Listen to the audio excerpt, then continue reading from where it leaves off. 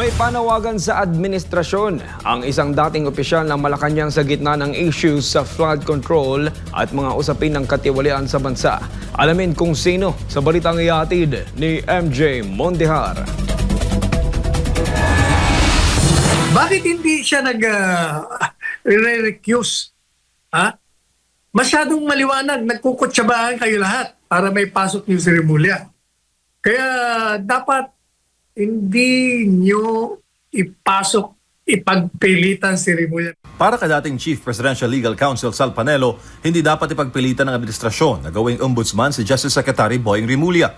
Si Remulla ay may kinakaharap na kaso sa ombudsman kaugnay sa pagpapadala kay dating Pangulong Rodrigo Duterte sa ICC kung saan complainant si Senator Amy Marcos. Ayon sa 2020 revised rules ng Judicial and Bar Council o JBC, ang government body na namumuno sa pagpili ng mga maestrado at ombudsman na maaari ma-disqualify ang aplikanteng may nakabinbing kasong kriminal o administratibo. Kailangan din nila magsumite ng clearance mula sa iba't ibang ahensya ng gobyerno at dagdag na clearance kung may reklamong administratibo tulad ng kaso ni Remulla. Ngunit para kay Panelo, nasa presidente pa rin ang pagpapasya sa issue. Mr. President, talaga bang ikaw gusto mong sirain ang sarili mo? Ang hirap mong ipagtanggol. Kasi nga ikaw gumagawa mismo ng kalokohan mo. Kalokohan nila.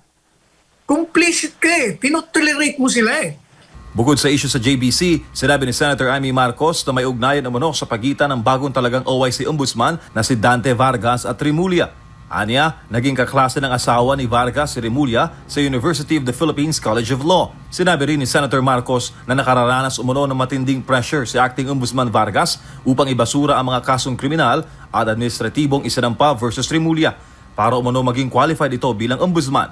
Kaya gustong-gusto man kita ipagtanggol dahil hanga ako sa tatay mo. Paano ipagtatanggol sa ginagawa mo? Pinagpipilitan mo yan si Remulla. Sapagat si Remulla, hindi naman yan papasok dyan kung hindi mo tinimbrehan yan na gusto mong ilagay dyan. Sa huli, nanawagan si Atty. Panelo kay PBBM na itigil na ang pamumulitika laban kay VP Sara Duterte at ituon ang buong atensyon ng pamahalaan sa mas mahalagang isyu ng lipunan gaya ng flood control controversy.